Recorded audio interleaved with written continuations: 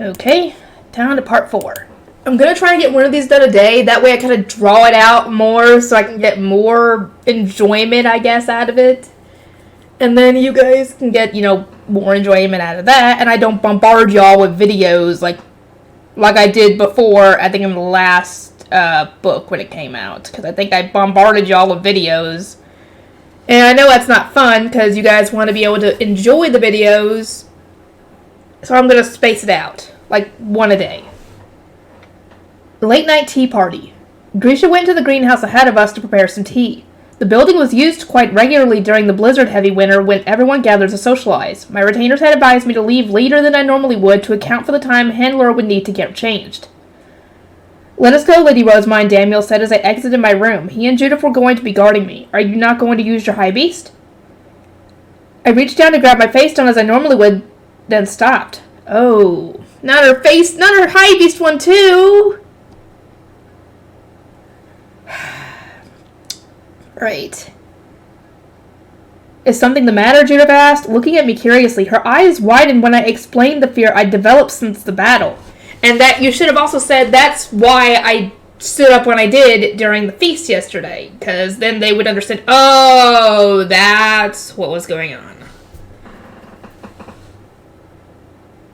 Please inform your attendants when you are in such a state, Daniel said with a grim frown. Lazletta expressed her concern earlier when she saw you drop an Ordnance face stone. Leaving her to guess the cause was entirely Dude! Though, to be fair, if y'all were as in tune to her, how she is, then you might have been able to figure that out right away, that something was going on, something was bothering her. But I think they kind of did, but they just didn't know the cause. Daniel, we weren't going to tell her yet, remember? What happened to letting her get a good night's rest? Well, it's kind of hard to her get a good night's rest right now because she's been having that nightmare. There's a clear distinction between someone who simply needs to rest and someone in an abnormal state of mind who requires special attention. If we want Our Lady to tell us these things, we should make that clear to her, should we not? My knights were in an argument of some kind. From what I could gather, they intended to delay a report meant for me, but Daniel thought it was best for me to hear it now. Please tell me, Daniel, I said. I was traveling to the greenhouse on foot since I was too afraid for my high beast. We weren't going to arrive anytime soon. Although you did so upon Lord Ferdinand's prompting, the fact is you were the one to invite Lord Bonifacius to share his tales of heroics. Are you aware this made you the host of the table? It did? Okay. I was not. In my eyes, I'd simply taken advantage of the feast to contain Bonifacius' rampage. The others had appreciated my actions at the time, but reporting to the Archduke should have come first. Bonifacius' attendants and my own had colluded, and out of sheer desperation, invited Sylvester to sit with us, thereby allowing a facsimile of order to be maintained even as Bonifacius gave his report first. Lord Bonifacius regaled us all with his tales of the conflict, Daniel said. Then after an evening spent in silence, the Ob finally spoke about his own battle. To all those observing the conversation, things were proceeding as smoothly as one could hope, until you interrupted the Ob, rose from your seat, and started rambling about your fitting. My sudden anxiety attack had made me want to get as far away from Georgine's face stone as possible, but the others at the feast hadn't known that. As far as they were concerned, I had randomly stood up and tried to leave, not even bothering to signal my attendants to give those sitting with me the courtesy of a farewell. Oh, yeah, she was kind of in a not good state of mind right at that point. I'd seemed so upset about my new clothes that I'd started criticizing attendants even at the cost of disrespecting the Archduke. No way, I couldn't have been more rude! It was tragic, but it wasn't like I possessed the emotional leeway to consider the politics of my situation. No matter how they interpreted it, what everyone had seen was my best attempt to keep up appearances. Lord Ferdinand implied that the cause was something other than exhaustion, which allowed us to deduce the truth of the matter, Daniel explained, but it was already too late. If you had simply told us that the face stones were the cause of your distress, Lord Ferdinand would not have asked Lord Bonifacius about his battle, and Lazletta would not have approached the situation as she did. In the absence of a report, it did not even cross our minds that you might have been uncomfortable. Well, I mean, to be completely fair, she did not feel that way until Sylvester had brought out the face stones, so she didn't know this. You explained dinner at the Royal Academy on many occasions, and even led the first battle after inviting Dunkelfelger to join the fray. I could have pretended to pass out, thereby creating an excuse for my retainers to carry me out of the room, but no! Instead, I'd chosen the nuclear option of going to Florencia and Charlotte to discuss my fitting. Only with the most forced smiles had we all made it through. You have gotten so good at disguising your emotions that the Obs and Lord Boniface's retainers interpreting your abrupt departure as the height of rudeness. Lizetta had desperately tried to smooth things over with Boniface and his retainers, but they had responded only with criticisms. You and your fellow retainers must be doing such a poor job arranging Lady Rosemine's clothes that she felt the need to bring it up before the Ob during a feast. I can't believe that happened. Lord Carson and the Ob held Lord Boniface's group back, saying that you must have had other reasons for your actions. After all, even Lord Ferdinand was worried about you. Please take care moving forward and inform us ahead of time if something is wrong, but how was she supposed to know this until it happened? Because, as far as we know, as far as she knew, she wasn't having any of those problems until Sylvester was discussing his battle with Georgine and brought out the face stone. Then she started to feel that. So how was she supposed to know until it happened? Yeah, this is what I'm saying. I wanted to protest that my feelings hadn't been clear enough for me to have noticed them before the feast, but that wouldn't do much to appease my retainers who had already faced the consequences. I'd been so focused on my own worries that I hadn't stopped to think about Sylvester or Bonifacius. It hadn't even occurred to me how much the retainers I'd abandoned in the moment might have struggled. I really was a failure of a lady. I will need to apologize to Lizetta. Lady Rosemine, Judith interjected, might I suggest praising her? While I was making the arrangements for this trip to the greenhouse, she was negotiating with Lord Ferdinand about holding the fitting in your estate, seeing as the castle was out of the question. She even went ahead and contacted the Gilberta Company, but of course we weren't supposed to tell you any of this until tomorrow morning. It was brought to our attention that you shouldn't use the same estate as Lord Ferdinand, and we were advised to invite Lady Hannelore and Lord Heifetz under the guise of awarding them a hairpin. Tarnishing my reputation would have severe long-term consequences, especially considering my engagement to the royal family. It was an annoying situation to say the least. It was because of our inexperience that we didn't notice something was wrong, but a lot of the blame should also lie with Hartmut, Judith complained, her lips pursed. He did notice the problems, but elected not to tell anyone. What? He noticed the problem? Why didn't he say anything? Even if he wasn't sure, he could have mentioned it saying, I'm not sure if this is actually what's going on, but I did notice that she's been acting a little strange, whatever. Since he didn't have evidence to bolster his suspicions, he spoke to Ferdinand in secret, leaving the rest of us out of the conversation. Yeah, Hartmut, you needed to tell everybody, at least so they would be a little aware, could keep an eye on things, you know? Even if you didn't have evidence, that's still a thing to keep an eye on. The greenhouse soon came into view. It was wondrous, like something out of a fantasy book. Massive windows designed to receive copious amounts of sunlight now lit in radiant moonbeams, which made the ivory building look as though it were glowing. Small lamp-like magic tools added a bit more light in which multicolored flowers blossomed and gleamed. How beautiful, I murmured. Over here, Lady Rosemine, Grisha said, then led me to a neatly arranged table. Because noblewomen frequently use the greenhouse as a gathering spot, there were plenty of space for tables and chairs. Lady Hannelore is on her way. The guest rooms are only in the main building, so she shouldn't be long. Grisha then took me through the tea she had prepared and what I should do with Hannelore when she arrived. That time came even sooner than I'd expected. Lady Hannelore, good evening. I thank you ever so much for the invitation, Lady Rosemine. It came as a boon for me on this sleepless night. Her eyes crinkled in a smile as she admired the plants. This greenhouse really is a wonderful place. I asked our guest, who looked somewhat drained, if she would care to wander around with me. Grisha had advised me to do this, as she would use our short absence to ask Hannelore's attendants what tea their lady would prefer from the available ingredients. Hannelore accepted my request, and the two of us leisurely browsed the greenhouse. We appreciated the flowers and took deep breaths of the fresh, pleasantly scented air. Our guardians followed a short distance behind us. In truth, this is my first time visiting the greenhouse, I said. Women frequent it during winter socializing, but as I've always spent my winters in the playroom or at the Royal Academy, I've never had a chance to join them. The flowers must look so proud and vibrant against the falling snow. The thought alone sets my heart aflutter. What a shame I will never see it. Aww. As she continued to admire the flowers, Hannelore noted that most of them couldn't be found in Dunkelfelder. The climates of our two duchies must have differed quite considerably. Did you enjoy the feast? I asked. Indeed, though I was shocked to learn that your mother wrote Royal Academy love stories. She gave me the newest installment, and we discussed her work in great detail. I had a truly wonderful time. That again. Hannelore was positively brimming with excitement as she told me everything she and Elvira had spoken about. Her mood was so infectious that I ended up smiling along with her. Lady Elvira even told me she plans to incorporate my experience into one of her upcoming books. She wishes to write a love story about you and Lord. No! No! Out of the question. No. Ferdinand will definitely be opposed to that. I waved away that statement without a second thought. That is not something I ever want to see published. I shall ask that she abandon the idea at once. Handler slumped her shoulders. Lady Elvira came across to me as a very strong mother. She said you should at least find joy in the world of stories, for a tale of romance can provide a wonderful escape from the harsh reality of one's situation. Wait, didn't I say something like that? Back when Ferdinand was first ordered to move to Arensbach, maybe? We continued our leisurely stroll through the greenhouse, chatting about meaningless topics until Grisha and Handler's attendant called out to us. Please enjoy this brew, Grisha said. It should keep you both warm in this cold night. I took a sip of what turned out to be herbal tea. Grisha must have brewed it especially to help us sleep.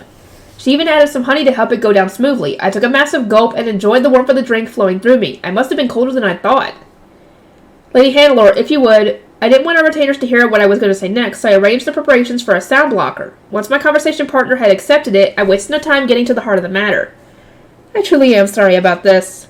Lady Rosemine, Handler asked, blinking at me. I told Dunkelberger this would take only 2 bells, but 3 days have now passed. On top of that, the initial plan was simply to rescue Lord Ferdinand. I did not intend for your volunteers to be dragged into the purge of Lonzanov or today's battle. It brings me nothing but sorrow to think that I troubled you so deeply that you cannot even sleep tonight. But, Lady Rosemine, Handler said nervously, it was Lord Ferdinand who rallied the knights. Then I decided that they should continue to fight since they were so dissatisfied with Lonzanov's showing. There was no reason for you to apologize. I shook my head. It was entirely through your goodwill that we obtained victory. In public, we must express our gratitude for your duchy's assistance, but we cannot apologize for the trouble we put you through. I wish to use this opportunity to make amends, to some degree at least. Handler had even gone as far as to help defend Gerlach. If she was struggling to sleep, of course I needed to apologize. It was thanks to your forces that we managed to win the Battle of Gerlach, I said. There may not have been any casualties on your side, but many of your knights were gravely wounded, were they not? To think I put people from another duchy in such grave danger. I mean, you kinda already did that when you asked them to come with you in the first place, but whatever. I had managed to heal everyone in time, meaning nobody had died, but still, some of our combatants were seriously hurt or enduring the neutered, but still dangerous effects of the instant death poison. Lady Rosemont, as I said, we chose to involve ourselves with these battles. Please stop acting as though it were a one-sided decision. This is not a single knight in Dunkelfelger who would agree to a dinner match without having the resolve to see it through. If anything, Handler exhaled and tears welled up from her eyes. I should apologize to you and to Ehrenfest. Huh? I merely stared at Handler in surprise. I thought she would scold me. It had never even crossed my mind that she might apologize in turn. I caused everyone so much trouble during the Battle of Gerlach, she continued. My attempt at a surprise attack strengthened the enemy, and so many Ehrenfest knights died as a direct result of my actions. I agreed to participate to make up for the shame of the past dinner game, but I was no help at all. That is why my heart aches so. I cannot apologize enough to the knights who lost their lives. Not that I will ever have the opportunity. I'd gone straight to the Gibbs estate with Matthias, so I hadn't known that Grossum had used the mana from Handler's surprise attack to launch an explosive offensive. Handler had watched several Gerlach knights die as a result, which was why she couldn't sleep. Oh, okay. As someone who couldn't bear to even look at face stones anymore, I understood exactly how she must have been feeling. It was because of you that our knights were saved, she said. You granted us your large-scale healing immediately after we broke through the enemy's ranks, meaning we did not need to drink rejuvenation potions and could keep our antidote-soaked cloth over our mouths. At the time, we had devoted ourselves to giving the Gibbs knights time to heal, since they had already been a broken mess when we reached them. My blessing hadn't worked to replenish their mana, so they had fallen back while Dunkelfelger's knights held the front line with Hellschmier's healing. They needed to move the cloth from their mouths to drink the rejuvenation potions, so several of them had died when the poison had struck. Oh. As an Ehrenfest Archduke candidate, you should have prioritized your own knights. Instead, you were the only one who emerged. Ours were the only ones who emerged unscathed. You protected us at the expense of your own troops, and I just feel terrible. I shook my head. It would have been ideal if nobody had died, but in a battle waged on such a large scale, such a convenient outcome would never have been possible. The fact that Dunkelfelger had made it through without any casualties was nothing short of a miracle in my eyes, especially when they hadn't needed to fight for us in the first place. If not for your knights, I would never have been able to rescue Ferdinand, I said. The Purge of Lonzanov would not have received such a favorable name, and our victory in the Battle of Gerlach would have come at a much greater cost. So please, do not beat yourself up over what happened. Your involvement in this operation saved not just Ehrenfest, but me as well. I am grateful to you from the bottom of my heart. Tears ran down Hannelor's cheeks, and she wrapped her fingers together in prayer. I placed my hands over hers. Let us mourn the dead together. We can pray for them as they climb the towering stairway to the distant heights to join the supreme gods at daybreak. I do wonder something. When a person dies in that world, do they have a heaven and hell like we do, or does everybody just go to one place? Because that would suck for people who are actually, evil, having to be regular people having to be around someone who is like truly evil. That was like seriously. I would love to know that. Hannelor gazed up at me in surprise. Pray for them. I was raised not to feel sad about the deaths of our knights. They sacrificed themselves to protect their home, their lords, their families, their friends, and their ideals. It falls to their loved ones to mourn them. I, as an Archduke candidate, must instead ensure that the legacy lives on. I need to praise their heroism and give ample compensation to their families. Would it be right of me to pray for the deceased when they barely even knew me? I cannot speak for your duchy's customs, but this is Ehrenfest. I see no issue with it as long as your feelings of mourning are genuine. I exchanged a few words with my knights, then went from the greenhouse to a balcony on the building's second floor. Then I formed my staff amid the cold night air. The sky was starting to brighten, but before dawn came, I taught Hannelor the prayer for the dead. Almighty King and Queen of the endless skies, I began, spurring first Hannelor, then our retainers to take out their staffs and join me. May our prayers reach those climbing to the towering heights. We perform our song of mourning, as you might protect those who can no longer return to us. Light and darkness flew out of my staff and soared up into the sky. Similar lights shot from the staffs of Hannelor and her retainers. Lady Rosemine, do you think our prayers reached Gerlach? Hannelor asked. I do. Even though I was praying for their sake, I feels like I was blessed as well. The smile on Hannelor's face told me the sorrow clouding her heart had dissipated. That's good. First bell rang in Ehrenfest, signifying the start of a new morning. Oh boy. Okay, how far have I gotten? 17 minutes, okay. Fitting. Lady Hannelor, it would seem that Dragon, or the goddess of time, is weaving exceptionally well today. We will travel to Ahrensbach this afternoon, whereupon I will return you to Dunkelfelger. Please rest in your room until then. Was I not invited to order a hairpin today? Hannelor asked, confused. Our prayer for the dead must have done wonders to soothe her, so she looked more relaxed and a little bit sleepy. I smiled and shook my head. The order can be placed at any time. Your health is more important, so I would advise you to get some rest. I appreciate and intend to take you up on that suggestion, but I was rather looking forward to ordering from your very own hairpin maker, Hannelor said with an impish smile. She then retired to her guest room with her retainers, noting before she went that Dragoner would weave our threads together again at third bell. I was about to return to my chambers when Daniel suddenly took out his staff and adopted a defensive stance, huh? Judith did the same. I strengthened my eyes and peered in the direction they were facing to find a white lion approaching us with several more high beasts. Okay, this is Ferdinand. Okay. Yeah, because he's the only one besides Sylvester that has a knight. I think a knight as a lion as a high beast. Or maybe Karstead does. I don't know. Oh, Ferdinand, I said when he reached us. Good morning. You're here early.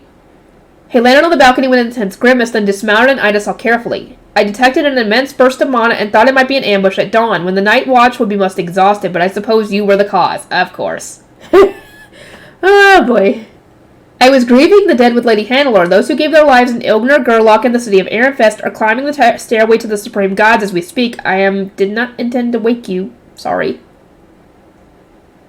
Ferdinand needed to rest more than anyone, but his fear of an ambush had made him feel obliged to rush over. My knights had informed the order of our plans, but must not have deemed it necessary to send an ordnance all the way to my library. You need not apologize. I planned to come here anyway to restock the potions I used. Would you care for a few? I can give you some that will induce a slumber so sound that you would think you were dead.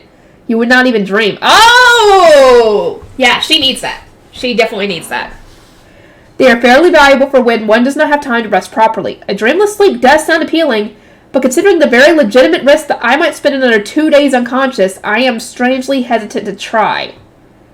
I wanted a quick and easy way to recharge so I could recheck up on the lower city and temple, but I couldn't shake the memory of everyone leaving me behind in Ahrensbach. The thought of drinking another such potion took me on edge.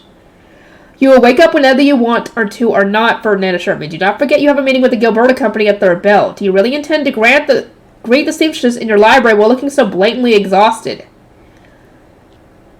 I pressed my hands against my cheeks. The city of Arenfest had endured its own battle. Thule was probably worried about Dad, who had gone to such extreme lengths while stationed at the West Gate. The last thing I wanted was for her or anyone else in my family to start worrying about me too. It wasn't my intention to start being so dependent on potions as Ferdinand, but I elected to make use of the sleep-inducing ones he treasured so dearly. Rosamund, are you really feeling okay? I suppose it was not my place to discuss such matters. We were planning to consult you, Lord Ferdinand, but Lady Rosamund is having some trouble at the moment, Daniel explained. He had seen my reluctance to answer and elected to speak in my stead. It would seem that she associates phase stones with the recent battles, and now feels too traumatized to even form her high beast. This is worse than I thought, Ferdinand muttered with a frown. It is impossible to say what kind of an impact that phobia might have on her everyday life. As it stands, we have yet to finish disarming the traps set by Melkor's retainers, so the temple is far from its safest. If you must go there, I would advise you to wait until the afternoon when the cleaning is complete. Delaying the departure should allay any concerns you may have. I gazed up at him, my head cocked to one side. Have you inspected the temple already? No. My knowledge of the situation there comes entirely from reports. Justice had apparently seen Feline and Hartman to consult Melkor and his retainers about this very subject. He hadn't been able to hear a word of the conversation, but in true Justice fashion, he had managed to read their lips. Ah, God, good. Well, if the traps haven't yet been disarmed and there's cleaning to be done, I will not make a fuss, I said. Still, I want to see the temple with my own eyes when they're finished. Daniel, Ferdinand said, ask Melkor's retainers to retrieve the traps at once. Understood. My conversation with Ferdinand did wonders to ease my concerns. I drank the potions he gave me and went straight to sleep. As he'd assured me, my head was clear for exactly one bell, and then an awful nightmare caused me to leap up out of bed. It suddenly made sense why he'd seemed so certain I would wake up in time. I was glad to have slept a little, but still. Is something the matter? Audley asked and pushed aside the bed curtain. She had swapped places with Grisha come dawn and must have heard me wake from my nightmare. I was woken up quite terribly. Ferdinand told me he treasured these potions for when he had very little time to rest, but I cannot imagine drinking them on a regular basis. As far as I was concerned, he deserved a good scolding, but everyone was telling me to stay away from him for the sake of preserving my reputation. Jeez, being a noble is the height of tedium. I agree. Audley insisted that I should sleep more, but I sent her to prepare breakfast. In the meantime, Berthilde addressed me and reported on her experiences during the recent battle. She had worked with Brunhilde and Charlotte, who had devoted themselves to backline support, and explained that her greatest struggle was preparing the guest rooms at the time of the feast, and the odd order for food to be sent alongside the knights being teleported out, apparently. Over breakfast, Audley explained what my retainers were currently occupied with. According to Hartman, when he came back from the feast, Lord Ferdinand ordered that preparations be made for you to spend several days in Arensbach. It is necessary for you to return there at least once, he said. To think you would need to head back into danger so soon after coming home. Everyone who had accompanied me to Arensbach before would join me once again, with the addition of Grisha and Lazletta, who would serve as my attendants. I'll prepare for your departure with Berthilde with the intention of getting everything ready before this afternoon, Arlies. It continued. The others are going to be busy with their own preparations.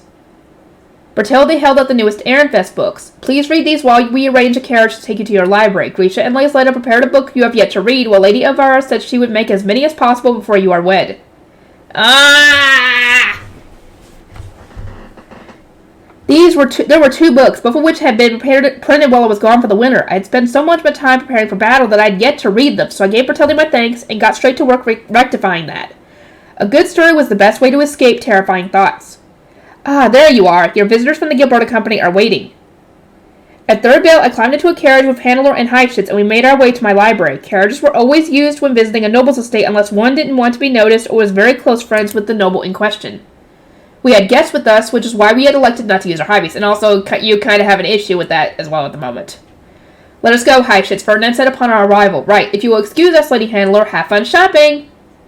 Having escorted us to our destination, Heifetz went with Ferdinand to the knights' training grounds. They weren't the only ones who had to take their leave. Not even the men among my knights were allowed inside my library.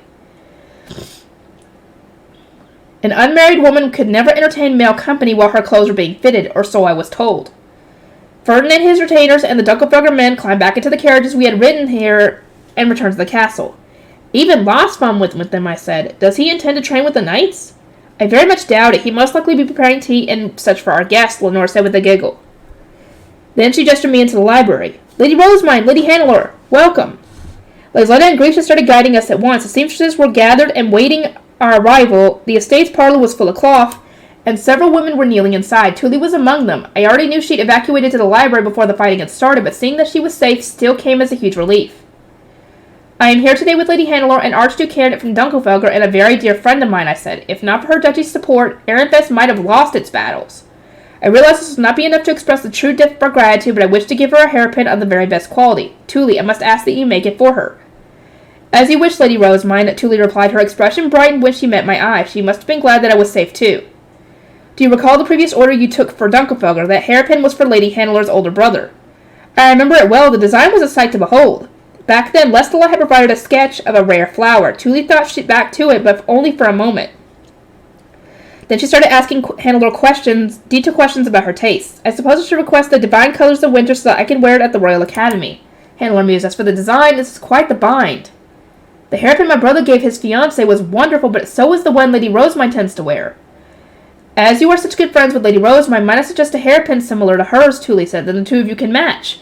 Of course, it will not be exactly the same. We'll use different colored thread and such, but... Oh, what a wonderful idea. I always wanted something like that, Hannelore clapped, her red eyes sparkling with enthusiasm. Then she seemed to remember her situation and nervously turned to look at me.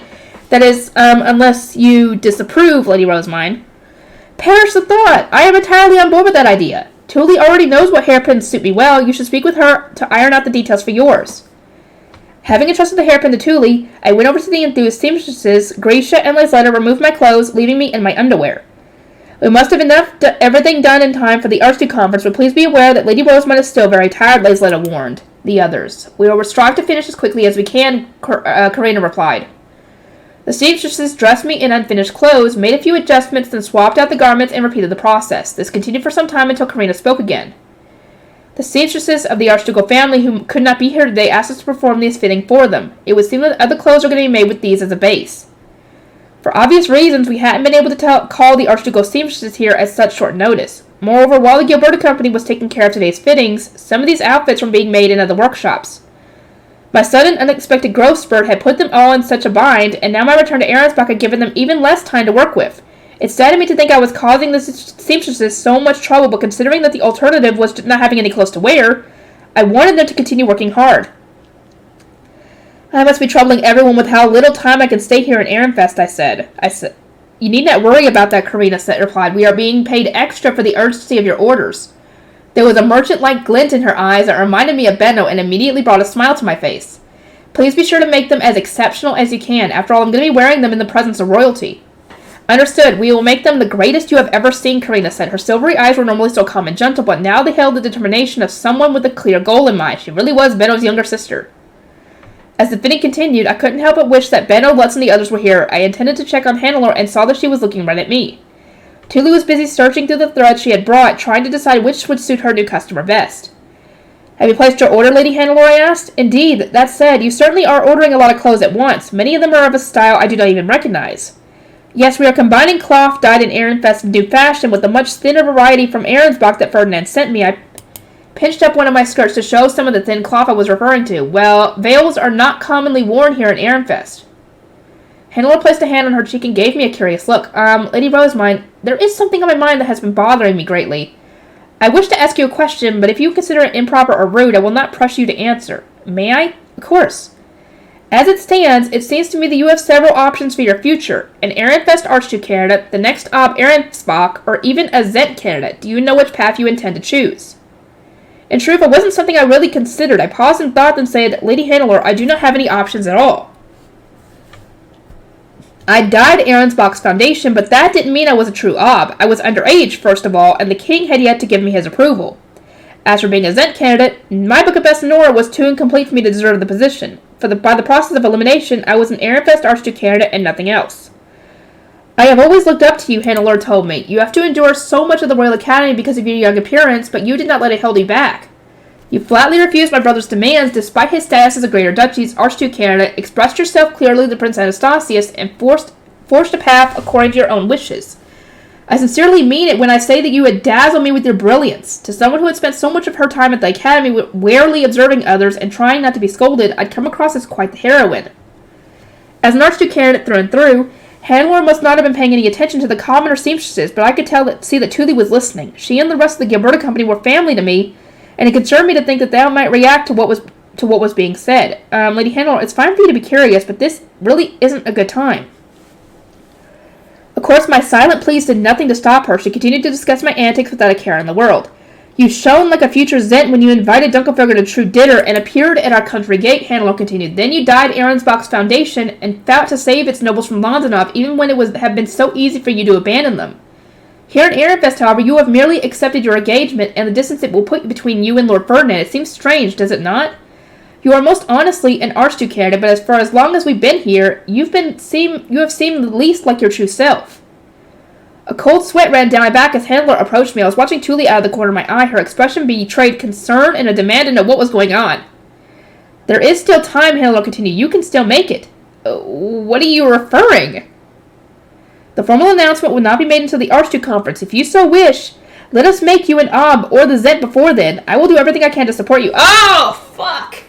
She's talking about, if you want to be the Ob Arensbach, we can do that before the Archduke conference. And then they'll have to make that announcement. So essentially, she's telling her, you don't have to be engaged to the prince. You don't have to do this if you don't want to. I still didn't know what Hannelore meant. Surely she wasn't aware of my dream to create a library city. I turned to my retainers, seeking their aid, but rather than doing anything to stop Hannelore, they also appeared to be waiting my response. All eyes were focused on me. Lady Hannelore, I said, assuming I did become an Ob or the Zent, what would there still be time for me to do? Dunkelfegger's support was so overwhelming that it legitimately scared me. I was already well aware that I couldn't treat an alliance with them lightly. I needed to know what Hannelore had in mind. Oh! Isn't that obvious? You could act on the feelings for Lord Ferdinand you've had since you were young. No, you idiot! Why are you saying that in front of these people? Oh my god! She has no idea that they're family. Oh my god. Oh, this is so freaking. What am I supposed to tell them? What is she supposed to tell them once she gets a chance to? She's not even going to be able to get a chance to yet until probably the aftermath of all this stuff. Because the next book is they're going to have to go to the Sovereignty to stop Detlinde and the others from doing what they're doing. And I'm guessing the next book after that is the aftermath of that and probably the last book. Right? Right? Or maybe there's a book after that. I can't remember. Tully was so overly stunned that I feared her eyes would pop out of her head. Her expression screamed, "You've been in love with the High Priest all this time?" No! Some people have been saying, I've been seeing some other, I've read the, I've watched the video for Trust Your Waifu saying that she's possibly asexual and aromantic, borderline at least. Do you guys think that's correct? I mean, if it was like normal romance, I think it'd be a different story. Like normal for her world, from where she's from, Japan. But considering this is something completely different, and she has no clue what would be considered romance, and she's basing it off her own stuff, I guess you would see it that way, but what do you guys think? I want to know.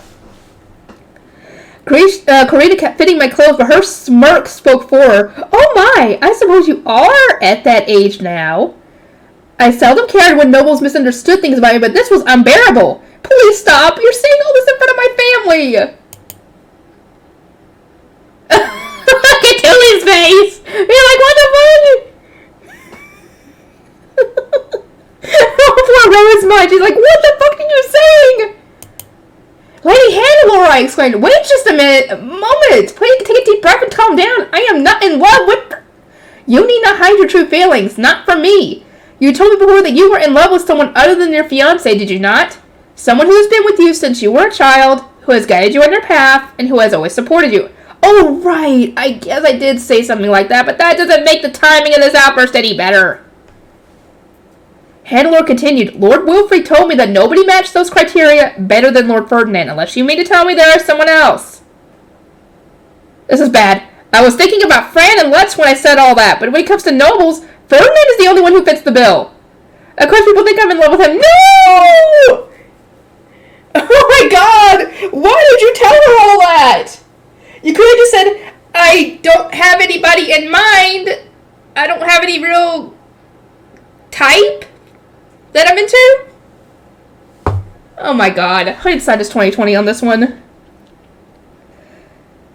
I put my head in my hands, unable to bear the pain of my situation, and as I desperately racked my brain for a solution, Hannah continued with her passionate speech. Even in stories, I cannot stand it when love goes unrealized. The one I read this morning almost broke my heart. The very thought of you needing to marry a prince with ill-suited mana, also that you can give the royal family the Grecianshite, pains me greatly. I will not stand for it. You must win your husband in fair and glorious combat so that your parents and siblings no longer have room to complain. For the sake of your happiness, Lady Rosamund, I will support you as much as I can, okay? A little okay at the end was adorable, but holy cow! Hannah really is a Dunkelfelder woman. She's essentially saying, if you want to do a game of, dang it, what was it? Bride taking dinner, I'll support you. Oh my god! Oh, what did Ferdinand say about all this? Oh. What does Ferdinand say if he heard all this? He would probably just keep his, he would keep his emotions in check until he got to talk with Rosamund, and well, there goes the hammer right there. Following my heart. Oh no! Oh no. Hannah's desire to realize my love wasn't exactly welcome. First of all, I wasn't in love to begin with. Well, not the love that they think anyway. Because, like I said, she is still, one, a child, and two, she hasn't really met anybody, I guess, that would cause that to pop up. So she might be aromantic for all we know. Who knows? Second, my actual desire was to end the royal decree keeping Ferdinand in Aaron's box so that he could return to Aaronfest at once, which I don't even know if that's possible at this point. Third, I don't appreciate truly hearing all these absurd declarations about my love life. Lady Handler, you seem as reluctant to believe me as everyone else, but I assure you, I am not in love with Ferdinand. Handler blinked, then stared at me quizzically, but I was told during the feast that you declared you would save him no matter what, even if you had to make enemies of the royal family. Yes, she said that, but that's not why she said that. She said that because Ferdinand is just like family to her. Like, I guess like a father figure, if you want to put it like that. Something. No, she's like he's like family, and when your family is in danger, of course you're gonna want to go and protect them. You know? Wouldn't Hannah do the same if the roles were reversed and something was happening to someone that she cared about? You know? Not in a romantic way, of course, but, you know, but still. Ah! Julie keeps twitching! There's fire in her eyes. This might not be true, but she's getting the wrong idea. Tildy was practically trembling. She had a hand clapped over her mouth, most likely because she was holding back her urge to scream. This was bad. Unless I credit this misunderstanding now, who knew what she would tell the rest of my family? Oh god, Gunter would have a freaking heart attack. Oh god. Oh! He would go and storm up to Ferdinand and demand answers. Yes, he would. No, he would try and punch him first, probably. Or no, he'd probably grab him by the collar and demand answers. And if he didn't like the answer, he'd probably try and punch him. Karina continued to work on my clothes, acting like she wasn't listening at all, but her eyes were sparkling with curiosity. Everything she heard would surely be relayed to Benno and the others. No! Otto! If Otto finds out about this, he's going to tell Gunter. Oh, no. Yes, fine, I did say that, I conceded. Ferdinand is like family to me. He's someone I care about from the bottom of my heart. But love between family members is far from being romantic. Duh. It'd be creepy. I was aware that my feelings for Ferdinand were more special than my feelings for most others. He was as important to me as Lutz, my temple attendants, the Gutenbergs, and my lower city family. But I didn't think my love for him was romantic. I can say with certainty that I haven't seen any of the gods dancing in our presence. You might not have, but the others might have. Lady Hannah, if a member of your family or someone close to you were poisoned in another duchy and close to death, would you not also be ready to make the world your enemy? If my family were in a situation like that, I doubt my assistants would do anything for them. I mean, still, wouldn't you want to go and save them? That's the point of this. Hannah muttered, a distant look in her eyes. They would escape on their own while I blundered about, or perhaps I would get stuck trying to control those I'd roused in the name of getting revenge. It is unfortunate. Her conviction that she's useless in battle is so deeply rooted in her duchy's culture and way of thinking that I'm struggling to understand it.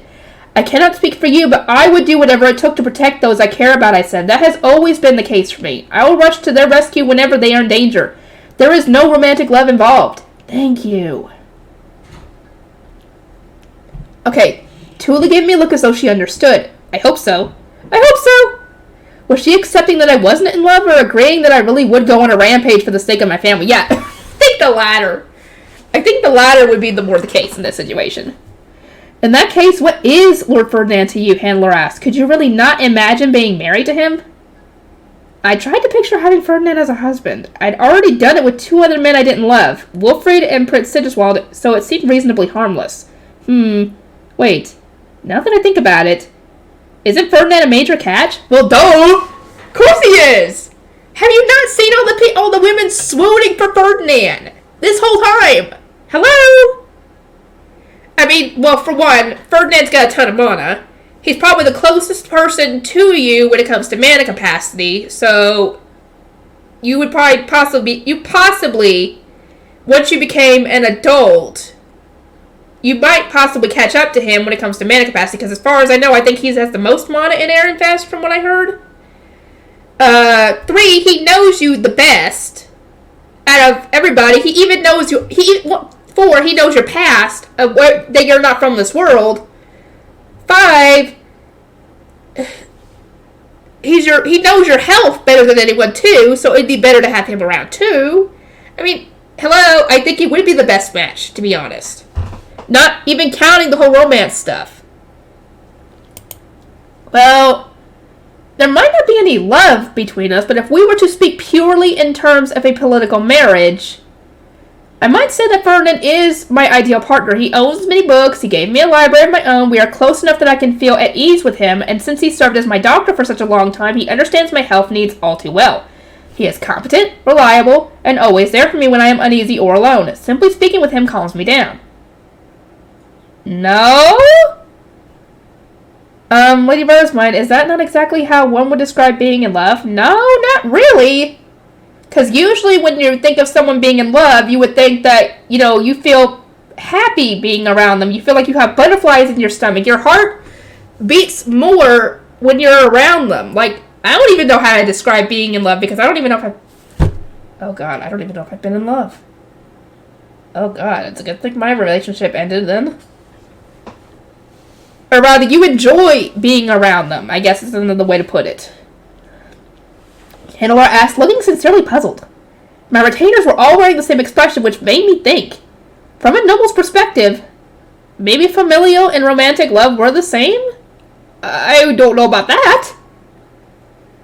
I may feel at ease with Ferdinand or sometimes fearful of being scolded, but there's never a hint of romance in the air between us. Well, I mean, this is Ferdinand we're talking about here. He can put on an act when it comes to romance, because, I mean, he did that with Detlinde, to the point where some people actually did think he was in love with her. But considering it to you, I don't know if you would ever think that way. You would have to ask him that. And I think he would probably give the same answer that there is no love between you guys, Nor are there ever incidents that make my heart beat faster. So, no, I would not say we are in love. I see. Handler said, looking at me like I was the confused one. She really was viewing my situation through rose-colored glasses. In a general sense, my ideal partner would be someone like my father who helps me follow my dreams without restraint and protects me from everyone no matter their status. Someone who cares for me regardless of status, too. Ferdinand does not meet those expectations. The most important thing to him is his promise to his own father, wherein he strives to protect Ehrenfest above all else. So, unbreaking is his devotion to that goal that he did not even challenge the royal decree ordering his move to Ahrensbach. As you can see, my standards are quite high, and his standards, I'm guessing, are higher. Tuli must have been exasperated that I was using Dad as a benchmark, but her expression quickly became one of narrow-eyed disappointment. If she'd have been at liberty to speak, she probably would have said, "You really are still a kid." I didn't know what else she'd expected, though. I was being totally honest. Putting ideal men and all that aside, I said, I care about Ferdinand deeply. I, too, treasure promises made with family. That is why I wish to return him to Ehrenfest as soon as I can. But how does Lord Ferdinand feel? Handler asked, her tone indicating that she wasn't going to drop this. He got you to ride his high beast in Ahrensbach and seems to treasure you so very dearly. That is true. Yeah, the whole high beast thing was kind of an issue. That's why Lenore and them were so adamant about her not doing that, you know? Because that's supposed to be only for, you know, couples. As far as Handler was concerned, I was in love with Ferdinand and he loved me back. Were her rose-colored glasses even stronger than I thought? Ferdinand loving me? No way! Not a chance! Nope! Listen, I said, Ferdinand is the one man you can trust not to have any romantic feelings whatsoever. I may have ridden his high beast in Ahrensbach, but that was so he could support me in my new position as Ob and oversee the battlefield. He was acting logically. Yeah, this man is all about logic. That was all. To be precise, he had needed to hide the facts that he also had a book of Messinora and that he hadn't been able to enhance his vision because of the poison. He may have been acting as a guardian, but his actions hadn't felt the slightest bit romantic. He even used me as a desk when drawing that magic circle. Yeah. That was funny. If not even that convinces you, Ferdinand once refused the idea on the grounds that he did not want to marry a serial troublemaker. Excuse me? Handler exclaimed. My retainers looked equally as shocked, and Tulu was staring at me with wide eyes. I wasn't sure I understood the response. Sure, marrying Ferdinand would benefit me in all sorts of ways, but he would gain nothing from me before problems. True. Before my engagement to Wilfred was settled, there was a private discussion with the Ob, I said. Ferdinand has had nothing but bad experiences of marriage over the years. I would never force an engagement between the two of us when he has already refused it. I would rather he marry someone of his choosing. Yes, that is the whole point of this. That they should get to choose. Not just her, but him too. In other words, we didn't need Dunkelfigure to endorse any more marriages. Hannelore slumped her shoulders, having caught my meaning. Finally! I see. My apologies. I made shallow observations without truly understanding the circumstances. I was not aware that the Ob already looked into an engagement. At long last, I'd made it clear that there was no love between Ferdinand and me. It didn't feel good to crush Hannelore's dreams, but misunderstandings like this were best resolved quickly. Now I just needed to change the topic before she recovered and started asking which man I'd actually fallen in love with. Yeah, nip that in the butt now. I couldn't bear to admit I'd made him up to get through the conversation. On another note, Lady Hannelore, might I request your aid in a matter unrelated to love? And what would that be? Hannelore asked, looking surprised. I thought my only future was to follow Ob Ehrenfest's orders, to marry into royalty as an Archduke candidate, but you seem convinced that I can become an Ob or even the Zent. Of course, as you have won Ahrensbach's foundation through true dinner, its fate is entirely in your hands. There's nothing anyone can do to oppose you unless they steal it in turn, which, considering it's a foundation, I highly doubt anybody would be able to get to it. They wouldn't even know where to go, to be completely honest. They would have to know where to go, actually. They would have to overpower Hermano, which is going to be very hard to do. And they would have to have enough in turn. The king's only role in the matter is to give his approval. He cannot take the foundation from you. Yeah, he doesn't even have the Gruterscheid to even do that anyway. For the king to prevent me from becoming an Ob, he would need to choose the replacement to lead the Sovereign Knights Order and steal the foundation back. A true Zent might have reclaimed the foundation by moving it, but because the king did not have a Gruterscheid, Hannelore did not see that ever happening. I know. That's what I'm saying. If one thing outrages me most, it is the royal family's decision to take your Gruterscheid through marriage, Hannelore said. They act as though they need it more than Jürgen Schmidt does. I would much rather you become the Zent and choose a suitable consort. At the very least, a prince whose courtship Faystone turns to gold dust so easily would not be an appropriate pillar of support. Just as female Obs needed to take Archduke candidate husbands to cover for them during their pregnancies, a female Zent would need a Zent candidate. A partner whose mana was so inferior that his courtship magic tool turned to dust was out of the question. To be clear, Hannelore continued, such a person would never be able to give you children. I sincerely doubt that is the future you desire. I suppose, I said. It was so hard to imagine that it barely felt real, but even I wanted children of my own one day. Yeah. And you haven't even gotten to dote on any babies, and this is only your chance to do that. Life had blessed me with 3 loving mothers. My mom back on Earth, my mom in the lower city, and my mother in the nobles' quarter. Wait, wouldn't you have 4? Technically, Florencia and Elvira? I wanted to take the care with which they had raised me and raise some kids of my own. If marrying into the royal family is not the outcome you desire, then what is? Lenore asked, having been listening intently with the rest of my retainers. You originally chose that path to save Lord Ferdinand and accepted the courtship Faystone because you believed that becoming Ob Ahrensbach was unrealistic. We have acted in accordance with that will, but if you desire something else, we will change our course. Retainers cannot take matters into their own hands when their lord or lady is uncertain, so tell us what you seek, Lady Rosamine. Okay, matters of the heart. This is what this is about. Okay. Lisletta similarly asked whether I really wanted to move to the sovereignty. The awkward minor disputes I'd noticed among my retainers since our battle with Lonzanov might have been because marrying into royalty wasn't my true wish. I will support you whether you choose to be an Ob or the Zet, Hannelore said. Then, for emphasis, even if there's no romance involved. I smiled. In that case, what I want more than anything else is to become a librarian. That's why I've been taking the scholar course. What? Everyone froze in disbelief, which I took as the perfect opportunity to extol the virtues of my dream. I wasn't sure it would ever come true, but I still said whatever came to mind. That was what everyone wanted me to do, after all. I wanted to be a librarian, searching for whatever books my visitors request, pairing old documents, finding forgotten ones, researching magic tools, and connecting the country's library so that we can gather books from even more places. In those regards, I would say that Professor Solange is my idol. Do not forget that she lives in the Royal Academy's library. I certainly have not. Professor Solange, Eleanor muttered, resting a hand on her forehead as she fought to parse my answer. Her reaction made sense. Becoming a librarian hasn't been among the options given to me. To tell you the truth, I want to eat delicious food with my friends and family. I want to hole up in a library and spend my entire day reading.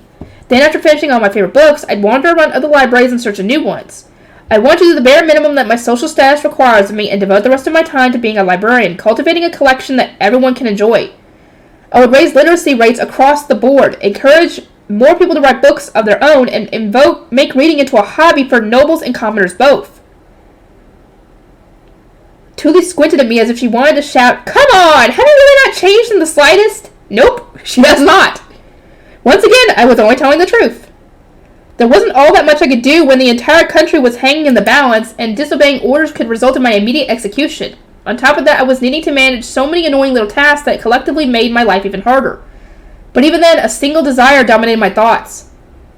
If possible, I wished to build many libraries and oversee them as a librarian, I concluded. The nobles must not have expected such an unusual answer to their question. They seemed taken aback that my desire to establish a library city was genuine, but they were the ones who had asked me about my dream. In that case, I suppose you will need to become an Ob, Lenore said, desperately trying to make sense of my absurd declaration.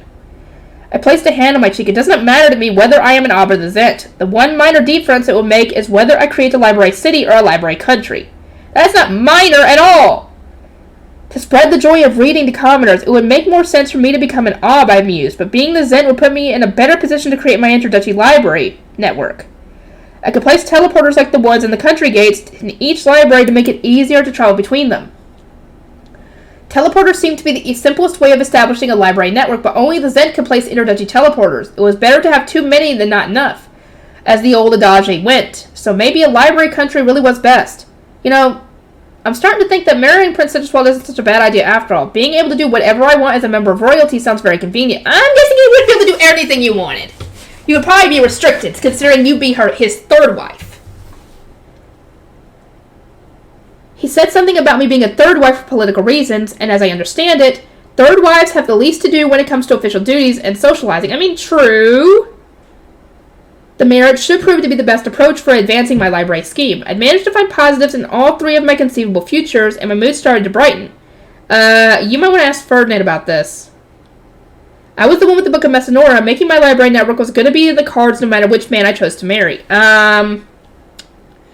Don't forget, dude, that you have to have a complete Book of Messinora to make a Grutushite in order to be able to even give them a chance. So you would have to meet with Ferdinand and combine y'all's books into one book, essentially. Like, either write it all down or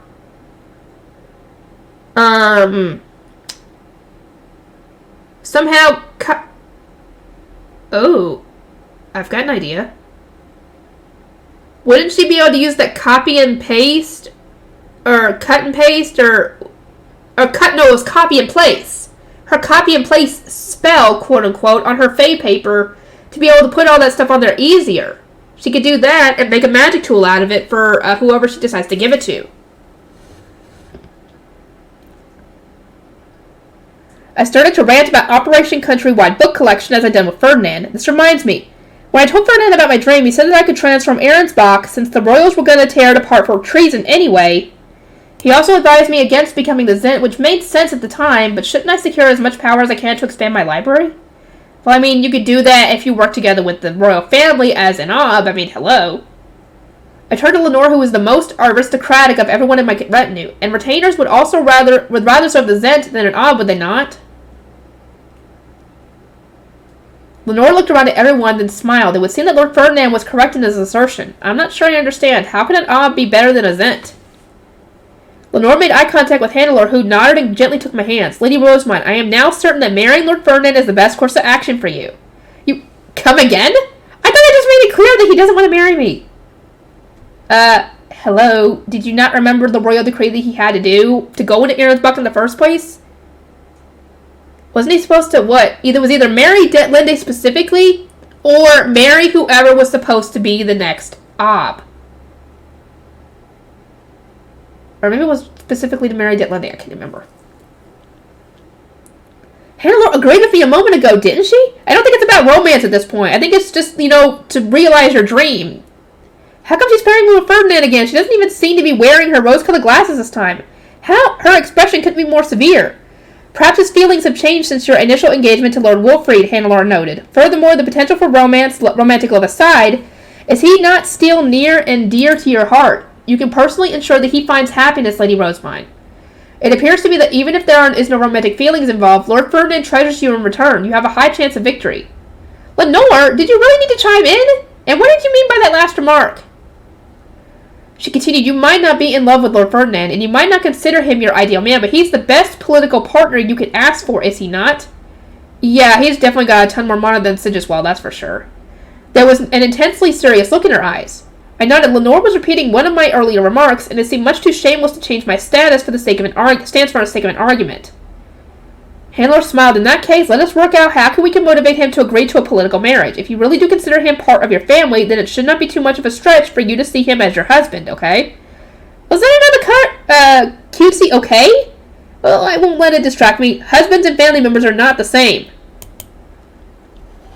Ugh! You guys! This is so freaking bad for her! Oh my god! Okay, next time we're going to be continuing. This should be tomorrow. I will see you guys in the next one.